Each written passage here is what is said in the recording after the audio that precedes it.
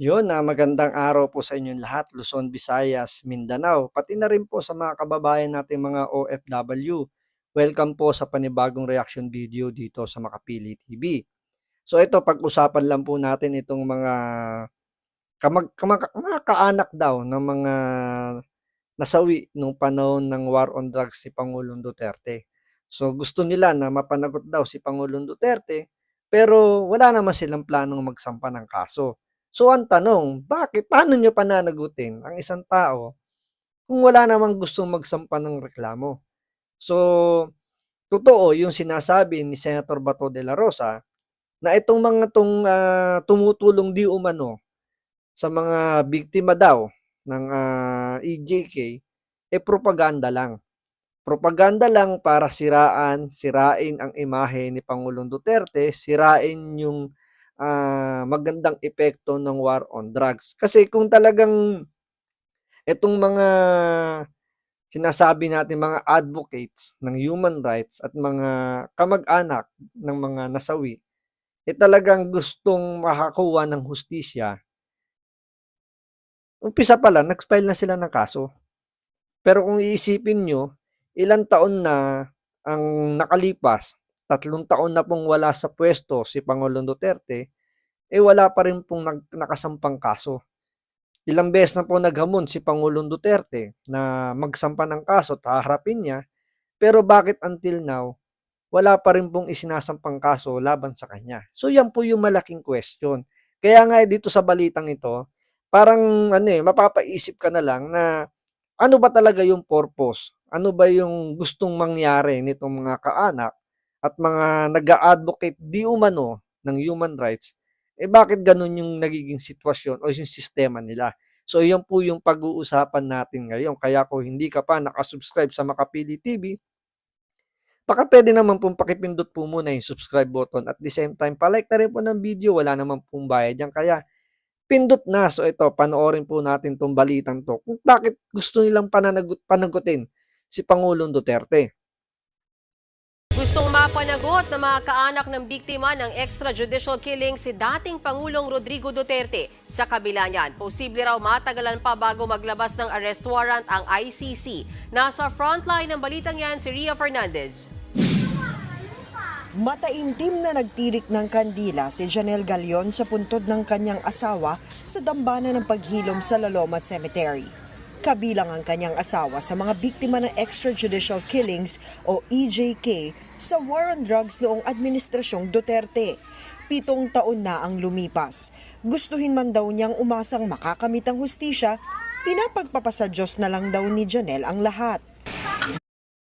Isipin niyo 7 taon na raw nakakalipas, pero until now wala pa rin nakasampang kaso dito sa Pilipinas. Tsaka dito sa balitang 'to, hindi naman nila nililinaw kung yung asawa niya namatay dahil may involvement pa sa drugs or pinatay lang ng inosente. Kung ito ba'y inosenteng tao na nadamay, parang mga gano'n. Kasi sinasabi lang dito, biktima ng EJK noong drug war. So hindi malinaw kung ano ba yung naging sanhi, yung cause kung bakit ba nasawi yung kanyang asawa, 'di ba?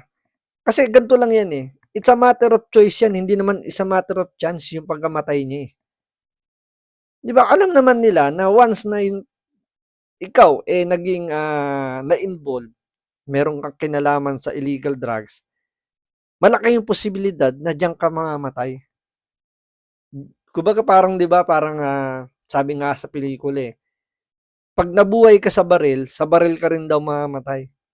So ganyan din yung nangyayari rito, may pagkaka-similarities nitong illegal drugs na 'yan. Siyempre kapag ikaw may involvement sa illegal drugs, may involvement ka na rin doon sa mga nagpapatakbo hanggang doon sa level ng nagiging financier, ng drug lord. So, kumbaga lumalawak yung kaalaman mo tungkol dun sa organisasyon. So, dalawa yung pwedeng tumarget sa'yo. It's either yung PNP, yung gobyerno natin, o yung mga sindikato. Yan kasi yung hindi pinaliliwanag dito sa balita. Kumbaga nakahang lang yung question kung itong nasawi na 'to, may involvement sa illegal drugs o wala. Kung ito ba ay nasawi dahil nadamay lang o ito ba ay nanlaban, 'di ba? Hindi specific yung kung ano yung naging cause nung pagkasawi nitong asawa niya. Para at least magkaroon kasi tayo ng ideya na ilan ba yung nanlaban, ilan ba yung nadamay lang, ilan yung talagang inosente lang. So walang category na nakalagay kung saan doon. So dito pinalalabas lang nila na lahat ng mga nasawi noong drug war is biktima lang ng EJK. Pero hindi nila sinasabi dito na kung aminado bang ito ay may involvement. Tulad nung nakarang hearing, 'di ba? Na aminado siya na siya at yung asawa niya nagbebenta ng illegal na droga. Ngayon nung pinatay yung kanyang asawa, isinisisi nila kay Pangulong Duterte.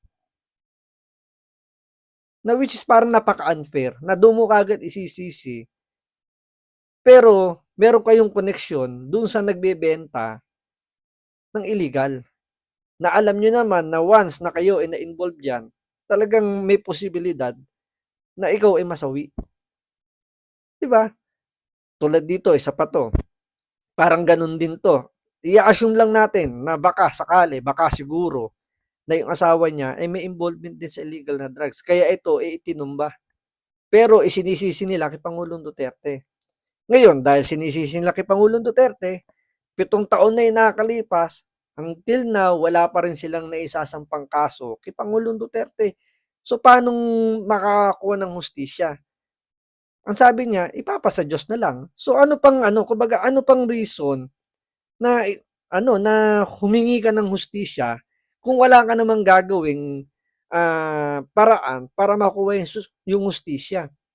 So, parang ang dating lang dito, aminado ka na sa sarili mo na wala kang makukuhang hustisya dahil yung asawa mo is pinaslang ng mga drug lord at hindi ng gobyerno. So, parang ganun lang yun. Diyos ang magmaniningil sa inyo. Ipaparamdam din ng Panginoon sa inyo kung paano kayo nakikialam ng buhay ng may buhay. Na dapat sana, parehas tayong Pilipino, dapat pinagtatanggol ninyo kami dito. So, dapat daw pinagtatanggol daw, pare-pares lang naman daw tayong Pilipino. So, parang pinalalabas dito, talagang blanco 'di ba? Kung yung asawa niya may involvement. Kasi kung ito talagang let's say sabihin natin walang involvement, I agree, dapat makakuha talaga 'to ng hustisya. 'Di ba? Sabi nga ni Senator Baton de la Rosa na deserve na na makuha yung hustisya. Justice to be served. Kaya nga ini-encourage niya yung mga biktima na magsampa ng kaso. Pero kung ito may involvement sa illegal drugs, parang may problema po tayo, madam. Sorry po, pasensya na, pero bakit ipagtatanggol ng gobyerno yung mga taong lumalabag po sa batas? 'Di ba dapat ang ipagtanggol ng gobyerno yung mga taong sumusunod sa batas? Kasi kung siguro naman alam din naman ninyo na kapag kayo na-involved sa illegal drugs, may kaukalang parusa 'yan. Dahil ipinagbabawal po ng batas natin 'yan. So, alam po ninyo, hindi naman siguro puwede niyong ikaila na hindi niyo alam. Kasi matagal ng malaking problema na ng bansa natin yung illegal drugs. Kahit na rin po sa ibang bansa, problema po 'yan. So, napaka-imposible na hindi niyo alam na kapag may involvement sa illegal drugs, may kakaharapin talaga kayong diyan.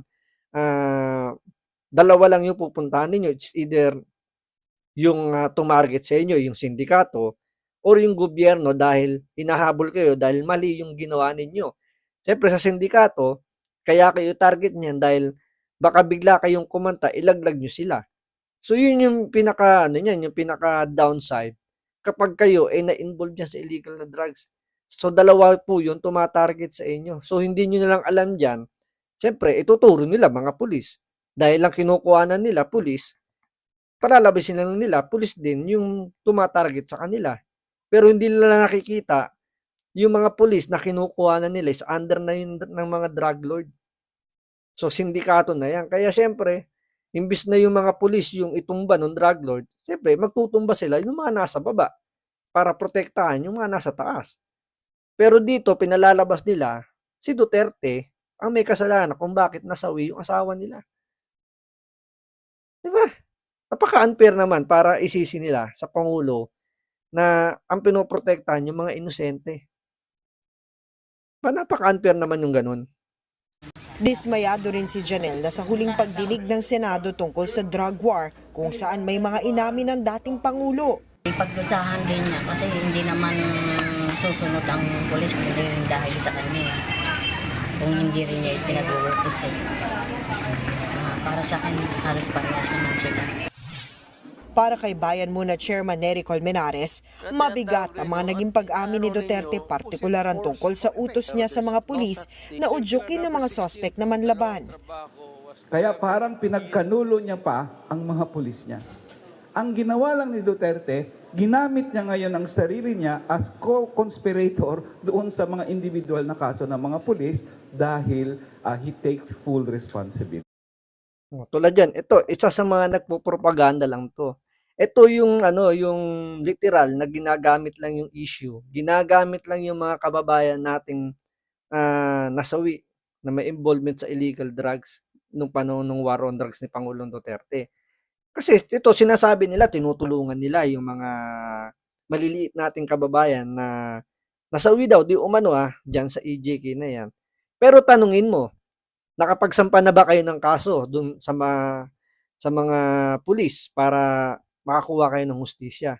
Ang isasagot niyan, wala kasi hindi naman sila obligadong magsampa ng kaso, trabaho daw ng pulis yun. So kinakapitalize lang nila yung issue, yung emosyon ng mga kababayan natin para makilala sila. Kaya nga ito naging congressman din to.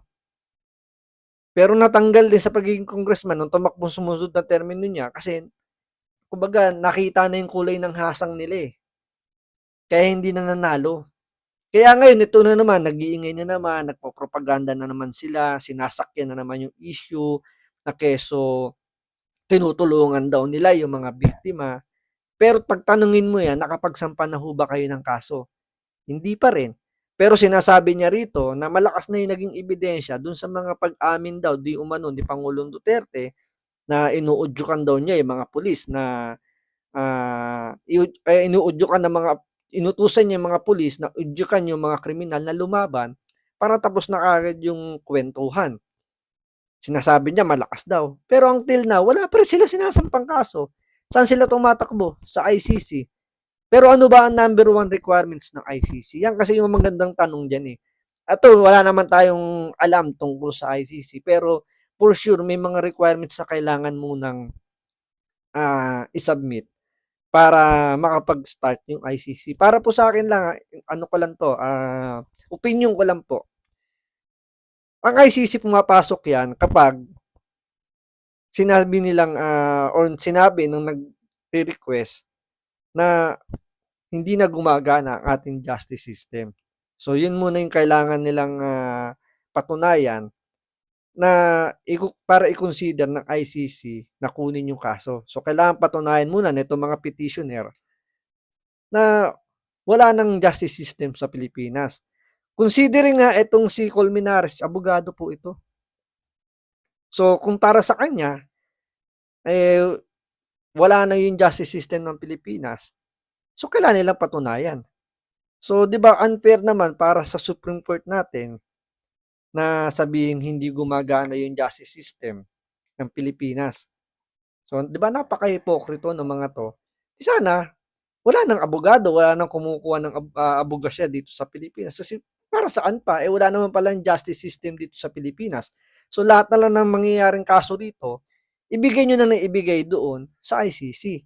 Kasi yun ang pinalalabas nila eh. So, siyempre, yung ICC, titingnan muna. Totoo bang wala ng justice system sa Pilipinas?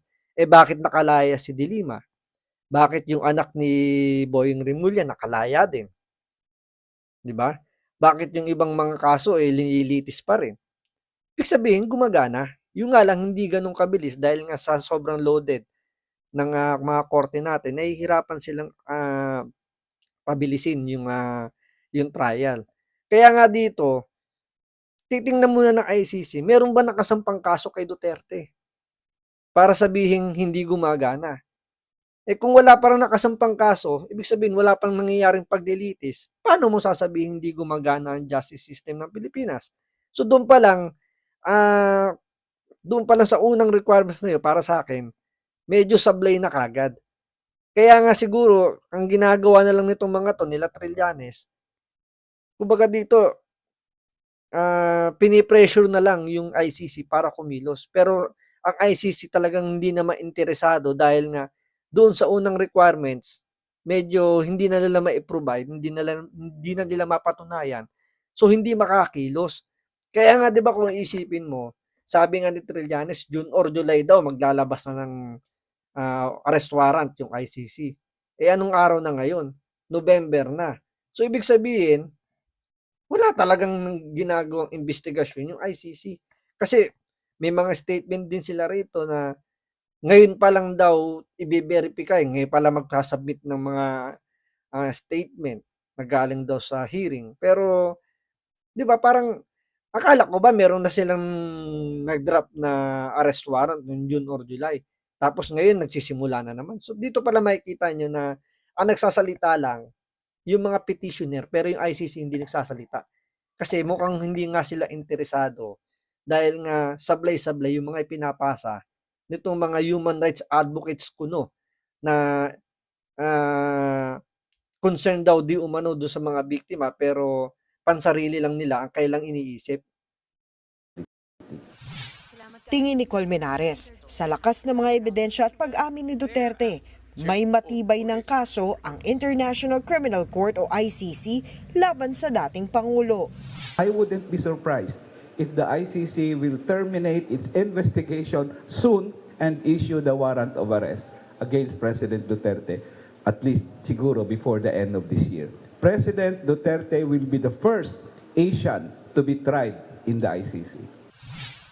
Sa panayam naman sa programang Storycon ng One News, muling kinumpirma ni dating Senador Antonio Trillanes IV na naisumite na nila sa ICC ang transcript ng Senate hearing. Hindi na rin daw kailangan ng certification para umandar ang sariling investigasyon ng ICC.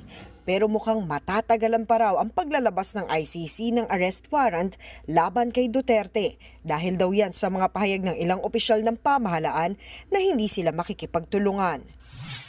Tinaas po ng prosecutor yung threshold from probable cause to certainty of conviction. Why? Kasi kung i-file nila application for warrant na probable cause lang yung ebidensya nila, tapos pagka na-issue yung warrant, magsara yung pinto ng Philippine government to provide additional evidence, ang mangyayari doon sa kanila, mabibitin sila, ma-acquit si Digong kasi probable cause lang yung evidence.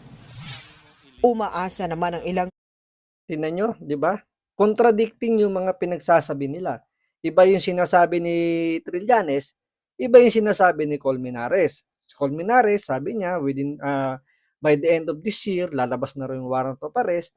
Si si Trillanes, mukhang matatagalan pa raw at mukhang pwede pa raw ma-acquit si Pangulong Duterte. So dito pala makikita nyo, hindi na sila nagkakasundo-sundo. Iba-iba na yung mga inilalabas nilang statement. Tandaan nyo hindi yan statement galing sa ICC. Statement lang nila yan. Pangsariling propaganda lang nila yung kanilang inilalabas. Ito si Trililing tatakbong mayor daw to ng Caloocan pero mukhang hindi interesado tong tumakbo talaga o manalo bilang mayor.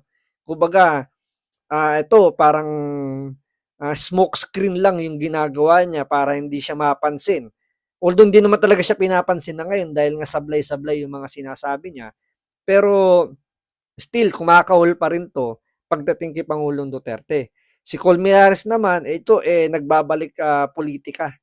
So, nagbabaka sakali na lumusot. Kaya gumagawa ng pansariling propaganda para makilala uli. Dahil nga nakakalimutan na yung pangalan niya dahil sa siyempre yung mga sablay na pinaggagawa nila, so nakikita na yung kanilang mga tunay na hasang, kaya hindi na sila nananalo, 'di ba?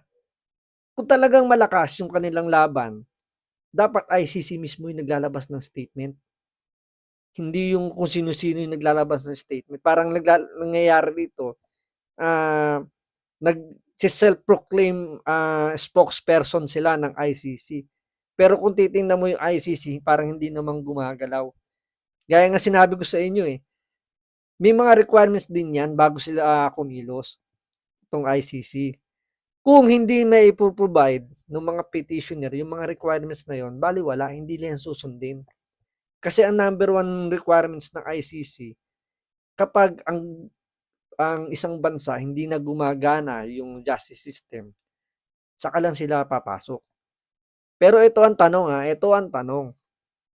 May mga bansa daw na hindi na, sabihin natin mas masama pa yung justice system, pero hindi nanghihimasok ang ICC. 'Di ba? So doon pala makikita mo, may ano yan, may mga agenda lang yan. So itong mga petitioner na to, propaganda lang talaga ang habol nito dahil gustong magbalik politika. Siyempre, alam niyo naman, sa pagiging politiko, andyan yung pera, andyan yung kapangyarihan. Kaya talagang pipilitin nilang makapasok o makabalik sa politika. Kongresista na dadalo rin si Duterte sa susunod na pagdinig ng Quad Committee sa November 7. Para kay Kabataan Party List Representative Raul Manuel, dapat na ring imbestigahan ang confidential at intelligence funds ng dating Pangulo kung paano ito ginasta. Aalamin naman daw ng chairman ng Quadcom na si Congressman Ace Barbers kung saan kinuha ang reward money na ginamit umano sa war on drugs. Tingnan nyo, dito talagang pinaninindigan nila yung reward system na sinasabi nila. Kahit na yan itinanggi na ng ibang mga nagdaang PNP chief, 'di ba? Paano ka maniniwalang may reward system? Paano yan nagsimula? Kung yan hindi alam ng mga top official. Doon pa lang, hindi ba? So, paano i-implement yan? Sino mag-uutos niyan? Kung hindi yung mga PNP chief? Alam nga naman, yung nag-uutos niyan, yung mas mababa pa sa PNP chief. Logic na lang eh. 'Di ba parang ganito? Alam nga naman gumawa ng isang batas. Ano ba? Yung wag mo na national government, yung LGU, 'di ba? Sa mayor stage, mga ganyan. Mayor level. Hindi naman pwedeng magpasa ng batas yung mga councilor na hindi alam ng mayor, mga 'di ba ng tawag doon yung city council, mga ganyan, 'di ba? Hindi naman pwede magpasa ng batas ng circular nung kung ano mang tawag doon, nakalimutan ko na rin, nang hindi alam ng mayor. Alangan naman na magpatubad sila ng batas, ang nakakaalam lang yung mga councilor. At magugulat na lang yung mayor, may ganyan palang batas dito sa lugar natin. Hindi ko alam. Hindi ako na-inform. Pwede bang mangyaring ganon? Same thing dyan sa PNP. Alangan naman na nakakaalam lang mga kernel. Yung mga patrolman. Yung mga SPO1, SPO2, PO3, PO4. Sila lang nakakaalam. At mga PNP chief hindi alam. Logic lang yun, di ba? Sino yung mag-a-approve ng budget nila? Paano ibibigay yung budget nila? Kung sasakyan natin yung kwento na every time daw na may makukuhang target yung mga pulis, depende daw yung bayad kung magkano. So alam nga naman bypass ng presidente yung kanyang mga PNP chief. Di ba considering general ba to? Ginawang PNP chief ni Pangulong Duterte, si General Danao, na talagang mga bata niya, hindi alam na mayroong reward system. Ang makakaalam lang mga colonel. Ngayon, sinisingit na nila ngayon yung confidential funds. Kasi yan talaga yung target ng mga ng mga aktivistang congressman, yung confidential funds. So dito i-connect na nila yung confidential funds dun sa reward system. Later on, tatalon na yan hanggang Pogo para maidiin yung mga Duterte. Yan yung propaganda nila. na hindi naman nila kayang patunayan pero ididiin lang nila doon sa propaganda nila hanggang 2027, 2028 bago dumating ang presidential election, ika-capitalize nila 'yan.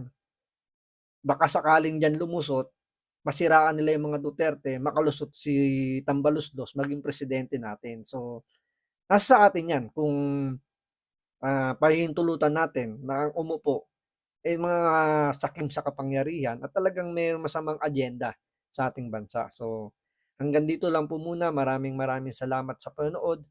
Ingat po kayo lagi. God bless.